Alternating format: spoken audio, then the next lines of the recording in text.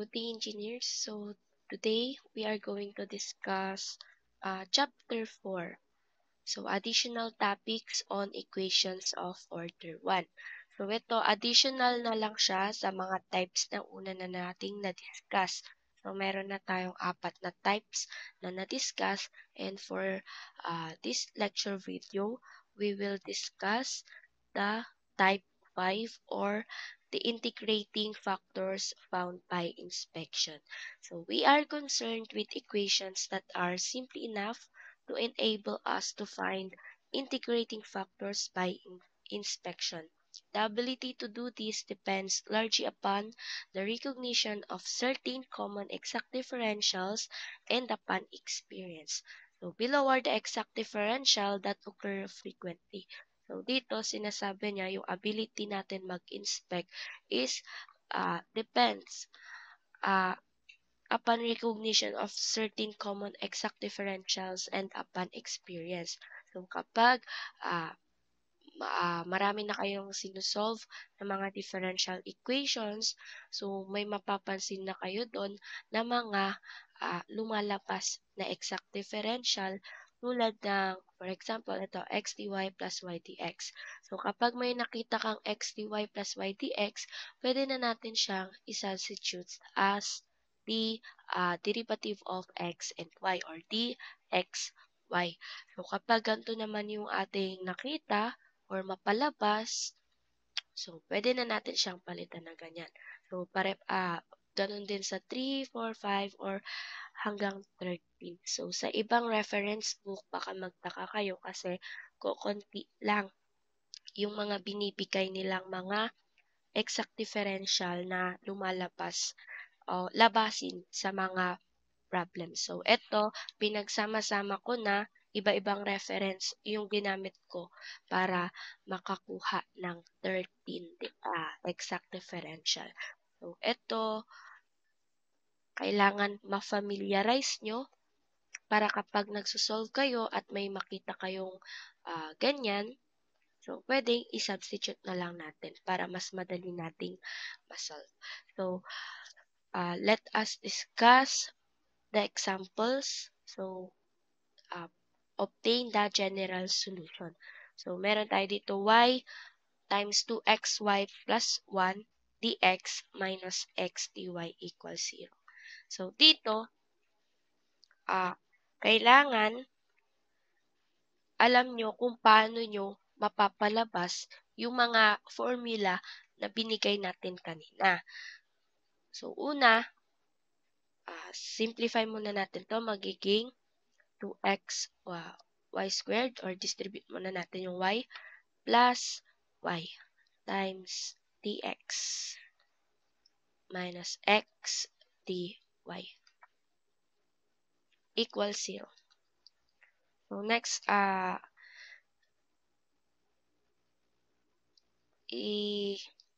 dito. Anong tawag doon? Wala, nakalimutan ko. Nakalimutan ko yung tawag.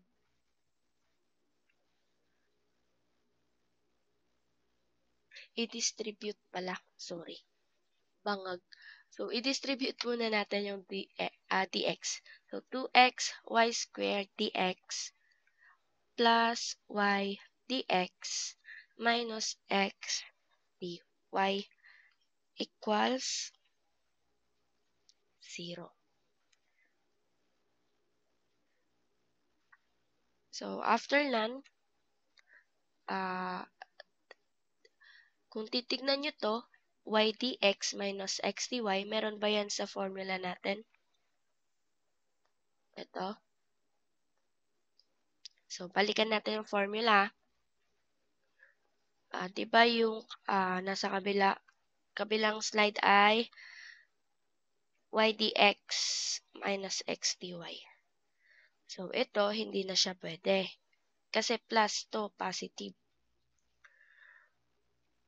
So, tingnan nyo yung may negative sign. Ito, negative sign, diba? Negative sign. So, y dx minus x dy. So, dito siya papasok. Ito yon. Pero, kulang tayo ng y squared. So, anong gagawin natin dun sa solusyon natin kanina?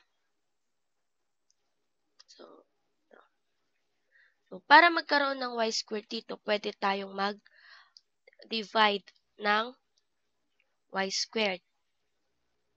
Tama? So, pag dinivide natin to magiging 2x dx na lang, plus, ito, pagsama na natin, y dx minus x dy over y squared equals 0. So, ayan. Ito, meron na, di ba? Dun sa formula kanina. So, ano na nga ulit yon? Dx over y. So, dx over y. So, kapag ganyan, nakita nyo na, kasi nga by inspection lang, di ba? Pwede nyo nang i-write as 2x dx plus dx over y equals 0. So, next, i-integrate na tayo. So, pag in-integrate natin to, ito, lalabas yung 2, kaya magiging 2x squared over 2. Tama? So, plus, ito, para lang tayo nag-i-integrate ng, parang ganito lang siya, dx. So, kapag in-integrate natin yan, di ba, magiging x lang siya. Tama? So, kapag in-integrate din natin yan, wait, burahin ko lang. Magiging x over y na lang siya. Equals c. So, cancel itong 2. Ang natira ay, dito na lang sa kabila, x squared plus y over, x over y, wait lang, sorry. X over y equals c. So, pwede tayong mag-multiply ng y. Para makancel si denominator na y. So, magiging x squared times y plus x is equals to cy. So, ito, pwede na nating answer. Pero kung gusto nyo pang isimplify, pwede rin, labas natin si x. So, x equals to, x times xy plus 1 is equals to cy. So, alin man dyan ang solusyon nyo, tatanggapin ko. Answer, final answer. So, next problem tayo, number 2, x cubed y cubed plus 1 dx plus x raised to 4 y squared dy is equals to 0. So, distribute natin si dx, x cubed y cubed, dx plus dx plus x raised to 4 y squared dy is equals to 0. So, ito,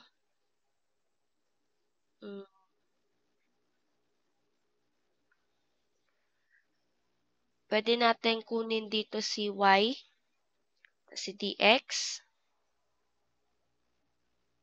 or i-arrange ko muna, wait. Arrange muna natin, x cubed y 3 dx plus x raised to 4 y squared dy plus dx equals to 0. So, ito yung sinasabi ko kanina, pwede nating ilabas si x cube tsaka y squared.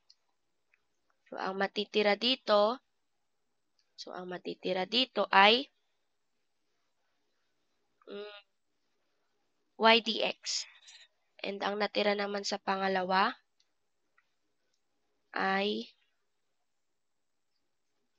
x dy plus dx equals 0. So, alam natin ang y dx plus x dy ay derivative ng x and y. Tapos ito naman,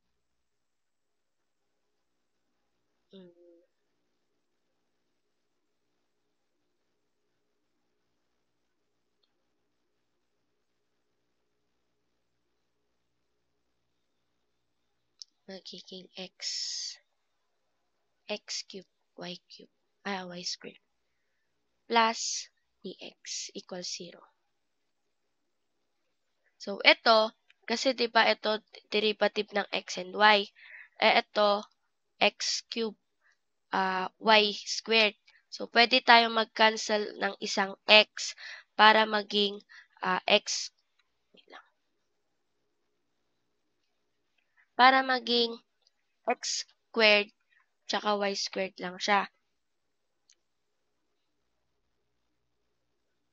So, divide tayo ng x. 1 over x.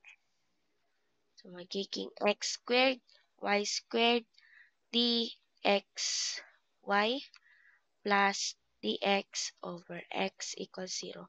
So, bakit tayo nag-divide ng isang x? Kasi ito, 'di ba, by law of exponent or properties of exponent, kapag same naman yung, pwede nating ilabas yung kanyang exponent.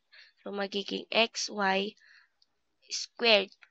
So, dxy plus dx over x equals 0. So, pwede na tayo mag-integrate. Kapag in-integrate natin yan, para lang tayong nag-integrate ng x squared dx. Tama? So, ito, yan. Diba? Parang nag-integrate lang tayo ng ganyan. Okay. So, magiging xy raised to 3 over 3 plus, so, dx over x ln x equals c. So, times tayo ng 3. So, magiging xy cube plus 3 ln x is equals to 3c. Or pwede na natin gawing c. So, xy cube plus 3 ln x equals to c. So, ito, kapag coefficient naman yung tinatimes sa c natin, pwede na natin siyang gawing c agad. Pero kapag ang mga tinatimes natin, like, for example, yung kanina, balik ko.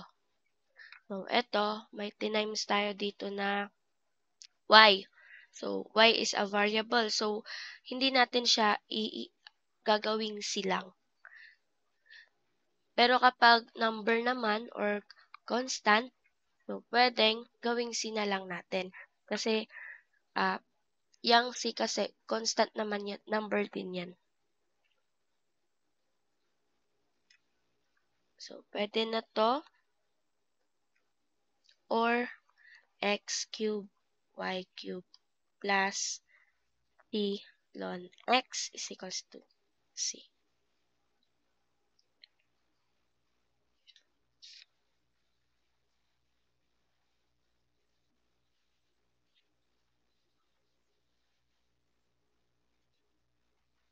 So, next example tayo. So, last example ko na rin to. Distribute muna natin. Magiging x raised to 4y dx. So, in-straight na natin. Minus y cube dx plus x raised to 5 dy plus xy squared dy equals to 0.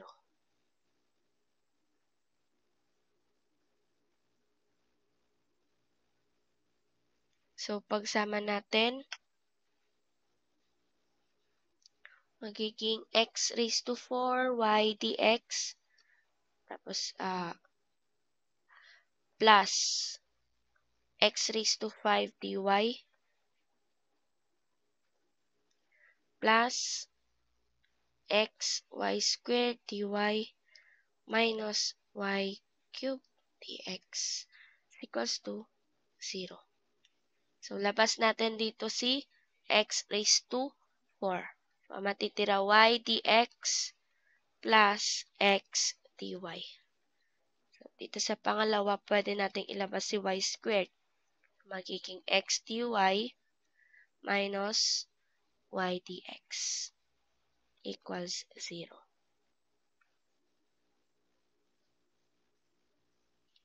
So, ito meron na. Diba? Tama. Ito wala pa. Pwede tayong mag-divide ng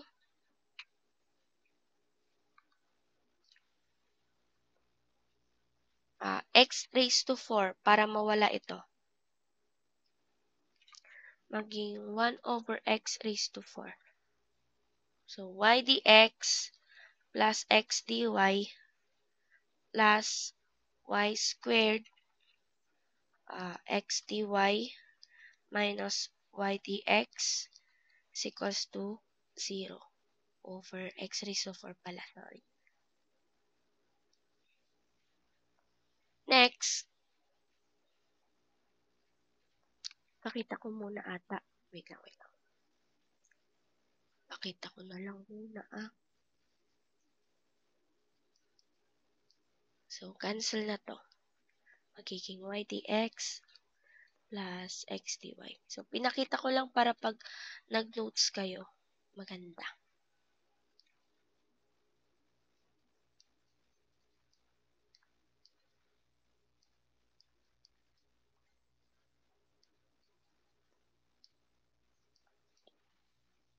So, after nan,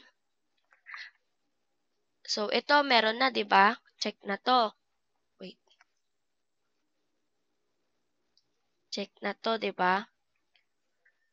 So, okay na yan. Ngayon, ito, di ba yung may negative, kailangan meron tayong x raised to 2 sa baba. So, pwede natin itong hatiin. Tama ba? Pwede natin siyang gawing So, itong x raised to 4, pwede natin siyang gawing x raised to 2 times x raised to 2. Tama? Sa properties of exponent na naman yan or law on exponents. So, y dx plus x dy plus y squared over x raised to 2 times x dy minus y dx over x raised to 2 equals 0. So, ngayon, ito, hindi ata makita yung blue na ginamit ko kanina.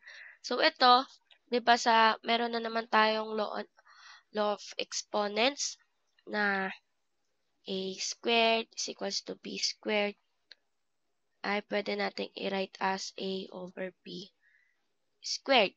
Tama ba? So, itong y squared over x squared magiging y over x raised to 2. And alam natin na itong equation na yan ay dxy.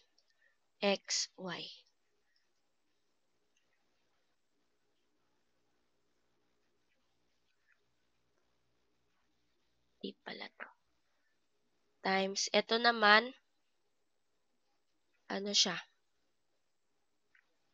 dy over x equals 0. So, kapag in-integrate natin to, magiging xy plus, ito, y over x raised to 3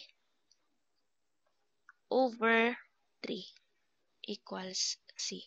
So, pwede tayong mag-multiply ng 3. So, magiging 3xy plus y over x raised to 3 is equals to c. Pwede ulit tayong mag-multiply ng wait, 3xy plus y cube over x cube is equals to c. So, multiply tayo ng x raised to 3. Magiging 3x raised to 4y plus y raised to 3 is equals to cx cube. So, pwede na. Ito ang ating answer. Or pwede rin, yung ginawa natin kanina, y times 3x raised to 4 plus y raised to 2 is equals to cx cube. So, ayan. So, ganyan lang yung ating integrating factors found by inspection. So, parang kailangan magaling kayong tumingin or mag-recognize ng mga exact differentials para mas mapadali nating ma-integrate. So, paki-familiarize yung mga common exact differentials na lumalabas. So, yun yung nasa pangalawang slide kanina. So, yun lang yung aking example. Mag-review kayo dun sa yellow book. So, kahit hindi na lahat, magtingin-tingin na lang kayo dun ng mga pwede nyong pag-practicean. So, yun lang. Thank you for watching. Paki-comment than watching, name, and section. So, maikli lang itong ating lecture video. So, hindi ko pa kasi siya ni-record kanina kasi balak kong ipagsama na si type 6. Pero, mas okay na rin yung gagawin ko na magkakahiwalay na lang yung lecture video kada type. So, yun lang. Bye-bye.